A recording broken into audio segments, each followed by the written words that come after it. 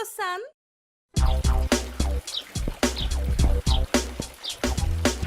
Réponse est reconnue pour sa beauté et sa gentillesse. Une princesse d'un pays lointain où il y avait des déserts voulait rencontrer Réponse. Elle l'a donc invitée dans son pays. Réponse en a parlé à sa licorne bien-aimée, Héros. Alors, la princesse du pays du désert t'a invitée dans son pays? Oui, Héros, je suis enchantée de cette invitation, car j'ai toujours voulu voir cette terre déserte. Alors, tu vas y aller? Oui, j'ai parlé au prince Harry. Je vais devoir faire une croisière. Fantastique! Tu auras tant de choses à me raconter à ton retour. Mais je ne veux pas y aller sans toi, tu sais. Tu viendras avec moi? Hey! J'ai cru que tu ne demanderais jamais. Youpi! Je suis si heureuse. Nous partons demain à bord du navire royal. Réponse et Héros traversèrent les mers et arrivèrent dans un pays lointain où le roi les accueillit.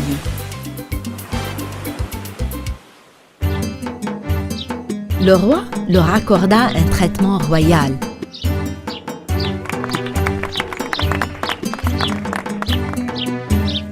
Et il leur fit préparer un délicieux banquet. Vous avez l'air triste, mon roi. Qu'est-ce qui vous préoccupe? Où est la princesse? J'aimerais la rencontrer maintenant. Le roi a expliqué que la méchante sorcière du désert avait enlevé sa fille. Il l'a cherchée partout, mais ne l'a pas trouvée. Oh, je vois. La sorcière du désert a kidnappé la princesse. Je suis vraiment désolée d'entendre tout cela. Votre Majesté, laissez Héros et moi partir à la recherche de la princesse et la sauver de la méchante sorcière, s'il vous plaît. Pouvez-vous me montrer où vit la sorcière? Nous allons entreprendre un voyage difficile. Es-tu prête? Oui, bien sûr, je suis prête. Nous devons sauver la princesse de cette cruelle sorcière et la ramener à son père. Alors, allons-y! Réponse et Héros se mirent en route accompagnés de soldats montés sur des chameaux que le roi avait mis à leur disposition. Alors qu'ils marchaient dans le désert, une tempête de sable sombre apparut soudain devant eux et ils ne pouvaient plus rien voir. Ne me quitte pas! Couvre bien ton visage! C'est affreux! Mais qu'est-ce qui se passe? C'est probablement l'œuvre de la sorcière. Elle sait qu'on est à la recherche de la princesse. Hé, attendez! Ne partez pas! Revenez! Quand la tempête de sable a cessé, il n'y avait plus personne. Tout le monde est parti, même les chameaux. On n'a pas d'eau ni de nourriture avec nous. Qu'allons-nous faire? Nous devons continuer à avancer. Peut-être trouverons-nous de l'eau. Ils continuèrent leur chemin, un peu déçus, mais ils n'avaient pas la force de résister à la chaleur écrasante du désert.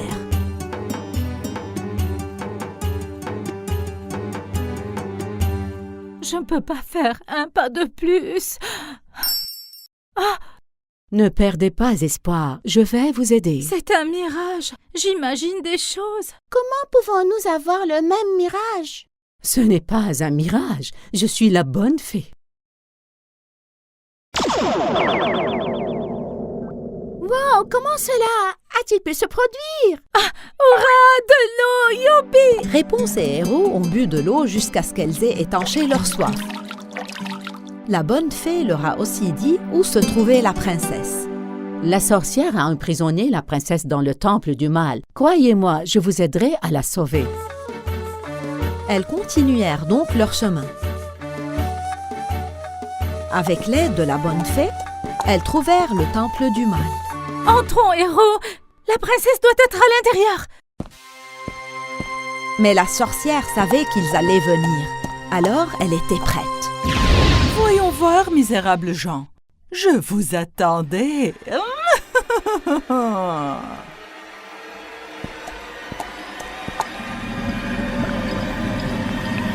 Réponse! Attention!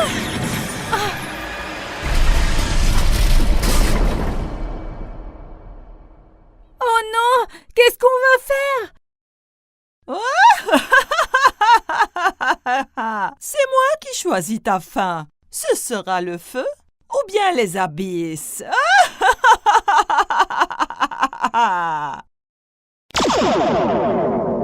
monter sur le tapis volant. Héros, monte sur le tapis. Allez. Alors, je vois que tu as l'aide de la bonne fée, hein? Mais ça ne servira à rien, tu vas voir.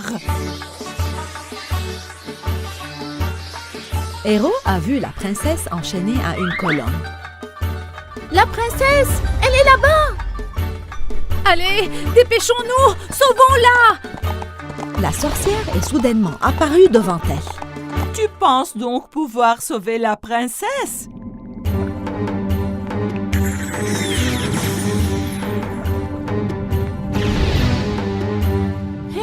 Qu'est-ce qui se passe? Mais d'où vient ce sable?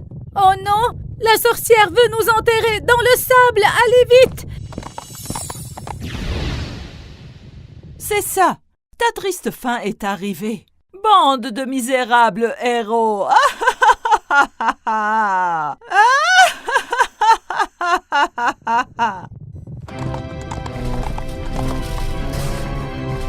ce moment-là, la bonne fée est apparue.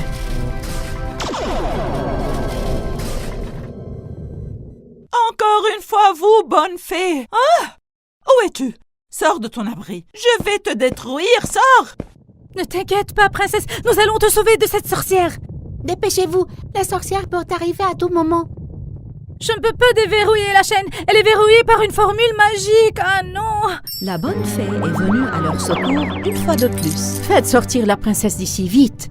Sortons vite. Héros, vole. Allez. Mais la sorcière n'avait pas l'intention de les laisser partir.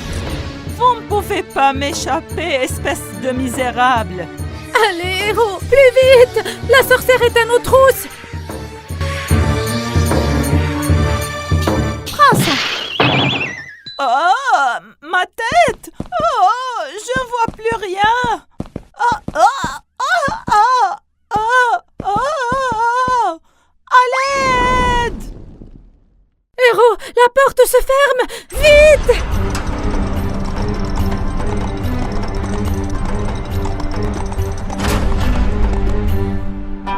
La bonne fée les a rejoints à l'extérieur du temple. Vous avez fait du bon travail, bien joué, les filles. On n'aurait pas pu sauver la princesse sans vous. J'ai seulement aidé un peu, mais j'ai encore une chose à faire pour vous. Laquelle? C'est impossible de retraverser le désert. Vous pouvez revenir en arrière.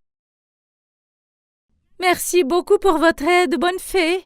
Ma mission est toujours d'aider les bonnes personnes comme vous. Au revoir, bonne fée.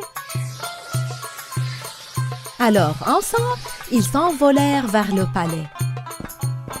Le roi était ravi d'avoir retrouvé sa fille. La princesse ne savait pas comment remercier Réponse, alors elle lui offrit de nombreux cadeaux. Nous sommes si heureux d'avoir rencontré le roi et toi, princesse. Viens nous rendre visite quand tu veux, ça nous fera plaisir. Réponse et Héros dirent donc au revoir au roi et à la princesse. Elles quittèrent le palais et rentrèrent chez elles dans leur pays.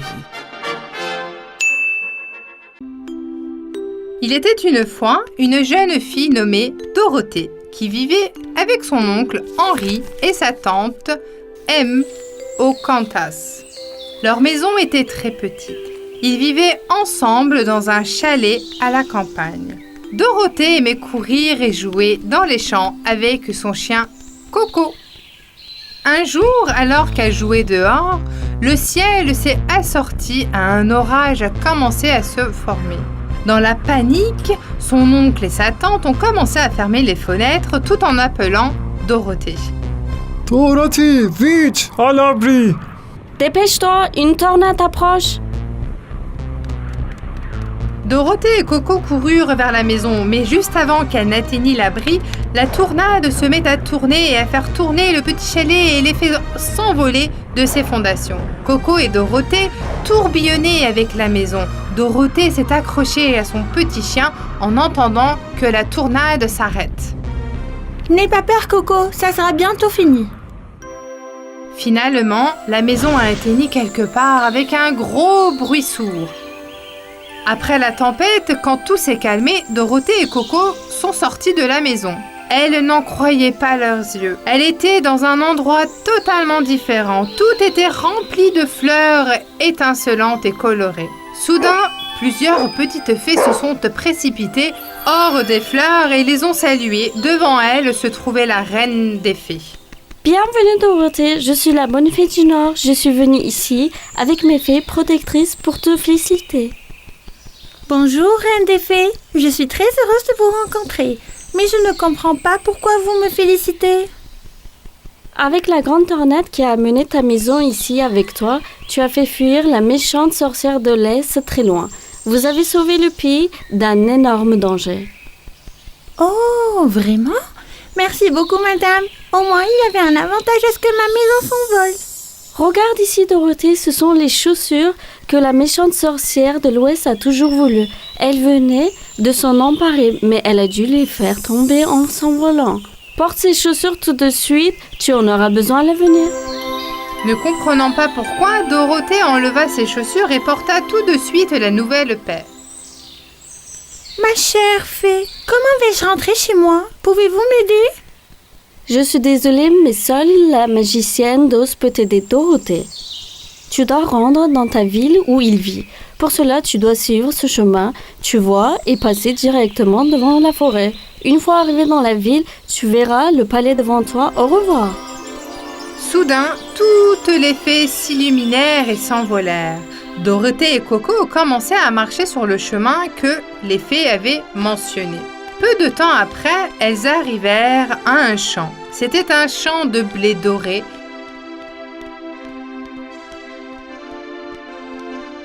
Soudain, elles entendirent un bruit. Hé, ma belle, aide-moi s'il te plaît. Dorothée se retourna et regarda derrière elle. Il y avait un épouvantail qui attendait là. Il était attaché à un poteau et essayait de se libérer. En voyant l'épouvantail qui parlait, Dorothée courut droit vers lui surprise. S'il te plaît, sauve-moi de ce poteau. Je veux être libre. Si seulement j'avais un cerveau, je trouverais peut-être un moyen de m'échapper. Nous allons aller voir le magicien d'Oz pour lui demander de nous aider à rentrer chez nous. Si tu nous rejoins, Coco et moi, tu pourras peut-être lui demander un cerveau. C'est une idée merveilleuse, bien sûr, j'en serais ravi. Alors vas-y, sauve-moi de ce poste pour que nous puissions continuer notre chemin. Dorothée sauva aussitôt l'épouvantail du poteau. Maintenant, tous les trois ont commencé leur voyage ensemble. Finalement, ils sont arrivés à la forêt.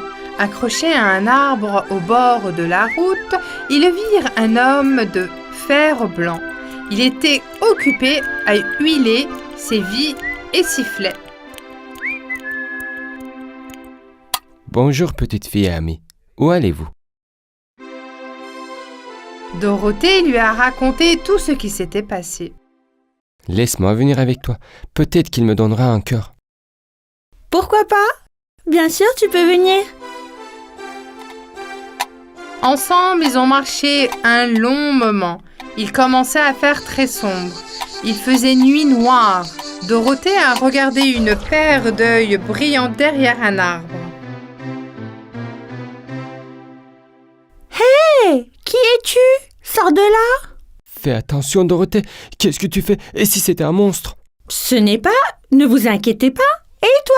Sors, je te dis. Tout d'un coup, un lion est sorti lentement derrière l'arbre. Il tremblait de peur. Il était très effrayé.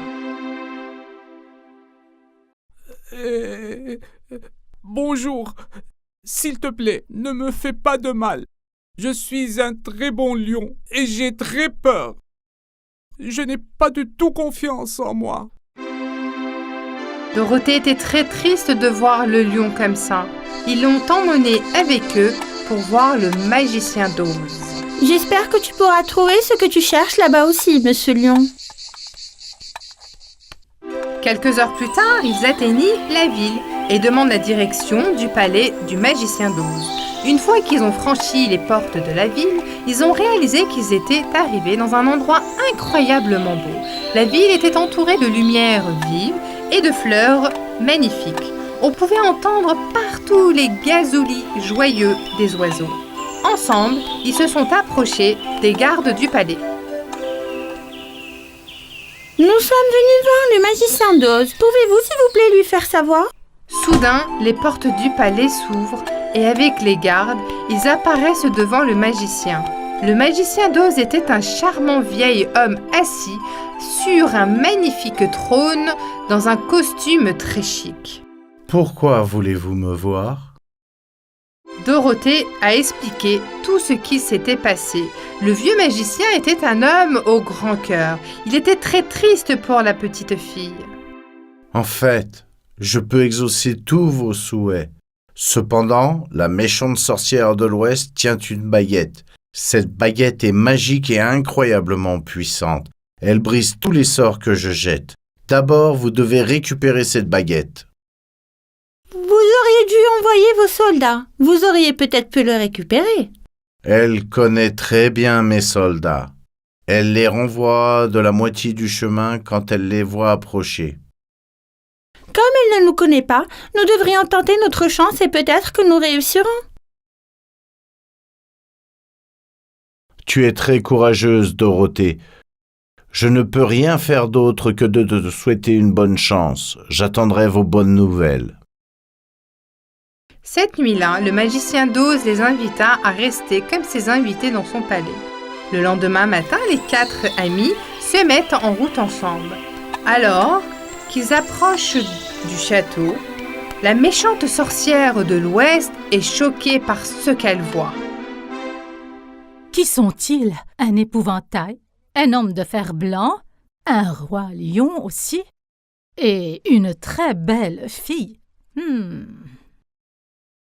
Comme elle ne savait pas qui ils étaient et pourquoi ils venaient dans ce château, elle envoya 4 de ses sorcières soldats pour les capturer immédiatement. Soldats, arrêtez ceux qui s'approchent et enfermez-les immédiatement. Voyons pourquoi ils me rendent visite.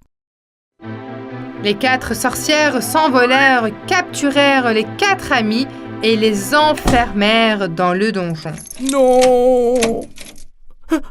Que vont-ils nous faire? Ils vont nous couper, nous manger, c'est sûr. Maman! Pourquoi nous ont-ils enfermés ici? Effrayés, ils atteignirent que la méchante sorcière de l'Ouest s'approche d'eux. Êtes-vous Dorothée? Tu vas venir avec moi dans la tour. Vous allez m'expliquer ce que vous voulez. La sorcière s'approchait fermement à sa baguette magique. Soudain, elle remarqua les chaussures de Dorothée. C'étaient les chaussures qu'elle avait toujours voulues, mais qu'elle avait accidentellement laissées tomber en étant emportée par la tornade. Elle devait prendre ses chaussures à Dorothée d'une manière ou d'une autre.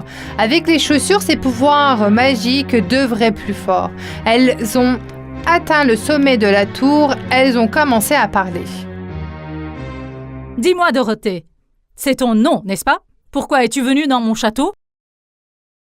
Je veux retourner chez moi au Kansas.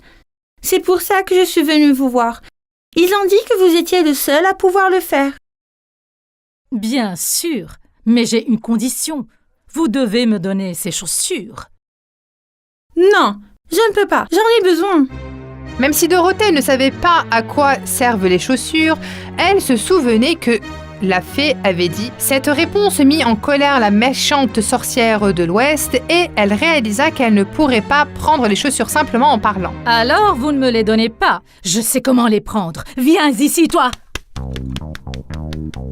Elles coururent au rond dans la tour. Dorothée était poursuivie. Comme les chaussures étaient magiques, la sorcière ne pouvait pas attraper Dorothée, même en utilisant la magie. La méchante sorcière de l'Ouest a commencé à avoir des vertiges à force de courir partout. Soudain, elle a perdu l'équilibre et est tombée du haut de la tour. En tombant sur le sol, elle est transformée en un énorme rocher noir. Elle a laissé tomber sa baguette magique. Dorothée a immédiatement pris la baguette et s'est dirigée vers le donjon pour libérer ses amis. Dorothée, aide-moi s'il te plaît. Je veux être libre.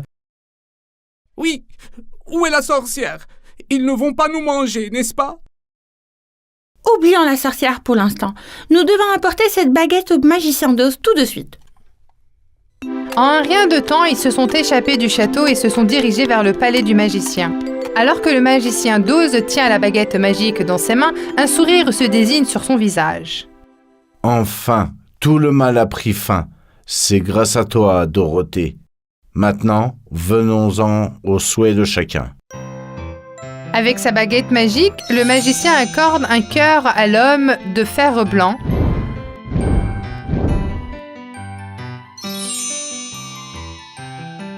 Un cerveau à l'épouvantail et du courage au lion.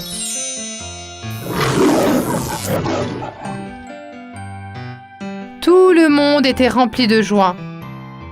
Le lion continuait à rougir au loin. Maintenant, il est temps pour toi, Dorothée. Viens à côté de moi. Écoute-moi bien. Quand tu taperas 3 fois sur le sol avec les chaussures que tu portes, tous tes souhaits se réaliseront. Tu pourras enfin rentrer chez toi et retrouver ta famille. Les amis qui réalisent qu'ils vont maintenant se séparer les uns des autres s'étreignent. Dorothée, grâce à toi, j'ai un cerveau et je peux penser. Si tu n'avais pas été là, je serais encore coincé sur ce poteau dans le champ. Oui, Dorothée, maintenant j'ai un cœur. Je t'aime. Et grâce à toi, je suis maintenant un lion courageux.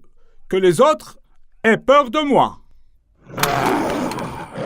Je suis si heureuse de vous avoir tous rencontrés. Vous avez été formidables, compagnons de route. Je vous remercie beaucoup. C'est l'heure de partir. Allez, Coco. Es-tu prêt à rentrer à la maison? Dorothée prit Coco dans ses bras et a tapé 3 fois sur ses pieds.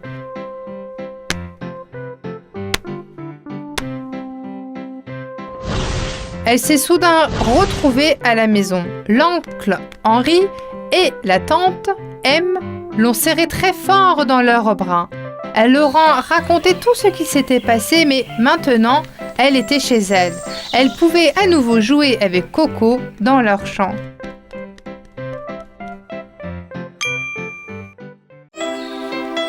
Il était une fois, dans une forêt lointaine, il y avait une famille d'ours. Le père ours, la mère ours et le bébé ours. L'aliment préféré de la famille ours était le gruau. Maman ours en faisait pour le petit déjeuner presque tous les jours. C'était bon et chaud. Maman, j'ai faim. Peux-tu m'apporter mes gros d'avoine? D'accord, mon chéri, mais c'est vraiment chaud. Tu devrais attendre un peu avant de le manger, sinon tu vas te brûler la langue. D'accord, maman. Alors allons faire une promenade et nous pourrons manger en revenant. Le temps est magique, de toute façon. Qu'est-ce que tu en penses? C'est une bonne idée. Allons nous promener. Maman, papa, vous pensez qu'on peut aussi aller chercher du miel? Bien sûr, pourquoi pas? Ok, allons-y alors. Suivez-moi. Ainsi, la famille ours est partie se promener. Pendant ce temps, de l'autre côté de la famille vivait une famille nommée Boucle d'Or, qui avait de longs cheveux blonds et bouclés. La petite fille qui vivait avec ses parents aimait la forêt car les écureuils et les lapins étaient ses amis. Ses parents l'avaient prévenue de ne pas aller loin dans la forêt, alors elle jouait près de leur maison. Ses boucles d'or rebondissaient lorsqu'elle chassait les lapins et les papillons. Ses longs cheveux bouclés étaient vraiment magnifiques. Un jour, Boucle d'Or demande à sa mère la permission d'aller dans la forêt. Maman, il fait si beau aujourd'hui. Je peux me promener un peu dans la forêt? D'accord, ma chérie, mais ne va pas trop loin. Assure-toi de rester sur le chemin. Oh, il y a des fraises sauvages sur ton chemin. Tu veux en ramasser pour moi? Je vais te faire de la confiture pour toi. Délicieux. Je les adore. Avec un panier à la main, Boucle d'Or commença son voyage en suivant le chemin. Alors qu'elle se pavanait joyeusement ses boucles rebondissantes sur son dos, C'est ce qu'elle préfère faire.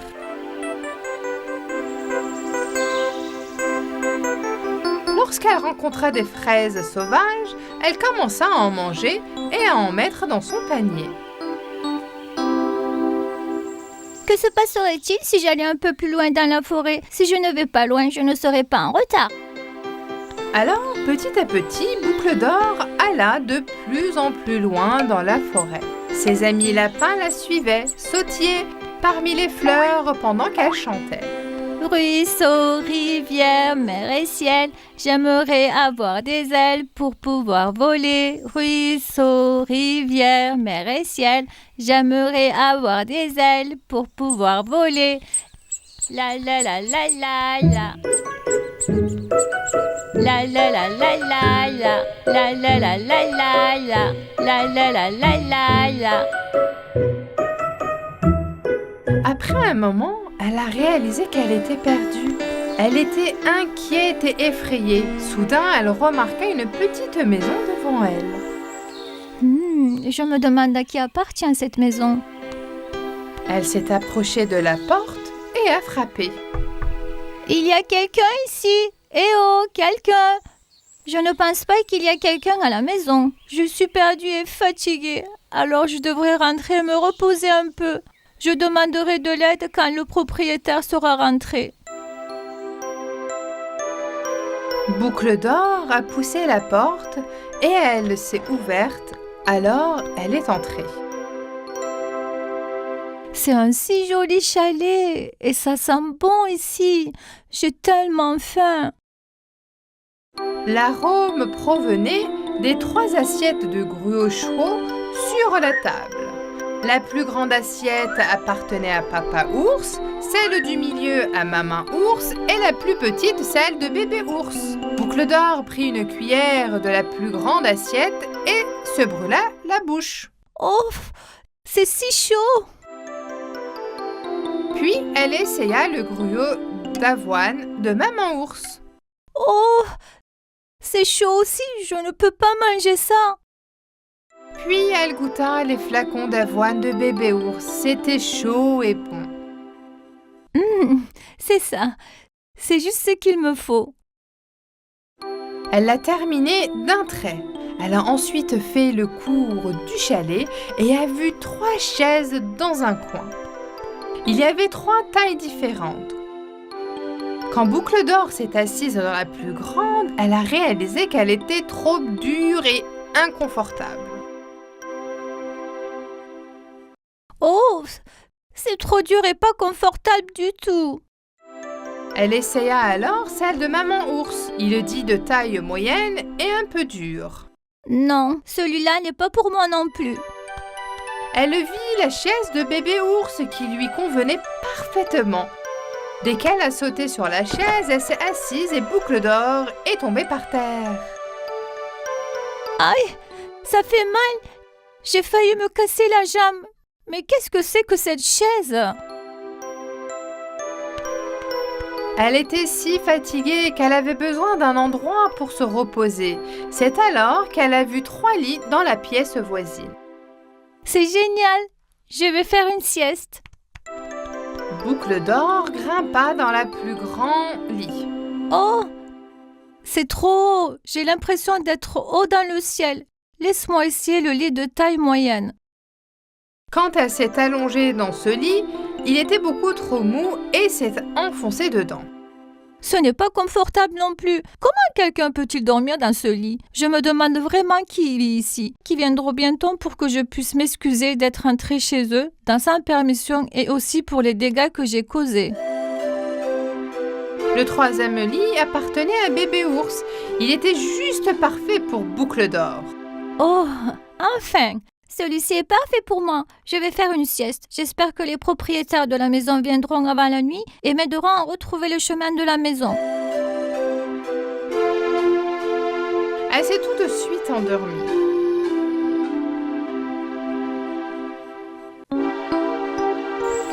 À ce moment-là, la famille Ours est revenue à la maison. Quand Père Ours est entré, il a été choqué en voyant la table. Quelqu'un a mis une cuillère dans mes gros avoines. Le mien aussi. aussi a une cuillère dedans. Oh non! Quelqu'un a mangé tous les miens. Qu'est-ce que je vais manger maintenant? Je suis affamée. Ne te fâche pas, mon chéri. Ton père et moi allons partager le nôtre avec toi. Le petit ours était sur le point de s'asseoir sur sa chaise lorsqu'il s'aperçut qu'elle était cassée et se mit à pleurer. Quelqu'un a cassé ma chaise. Où vais-je m'asseoir maintenant? Le père ours savait que quelque chose d'étrange se passait. Ce n'est pas normal. Je me demande qui est entré dans notre maison. Allons voir dans la chambre aussi.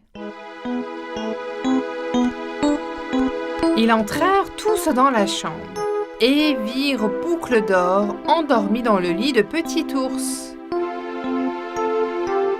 Oh! Il y a une fille qui dort dans mon lit. Maman! Maman!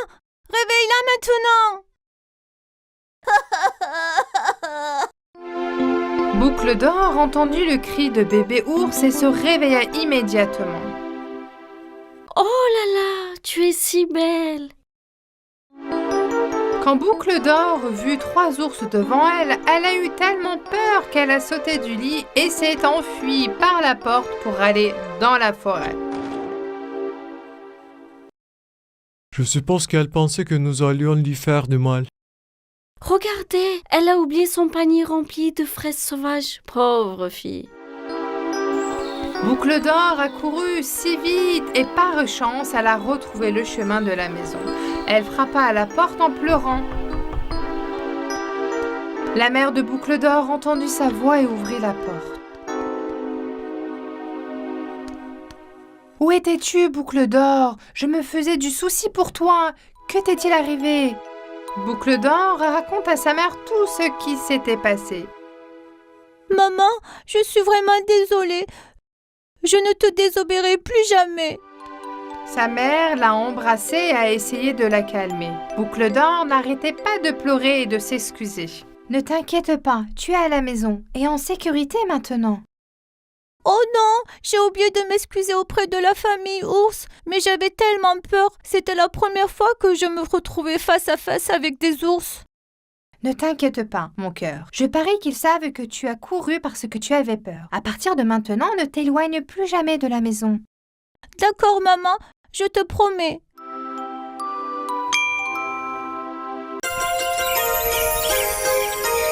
Kondo-san,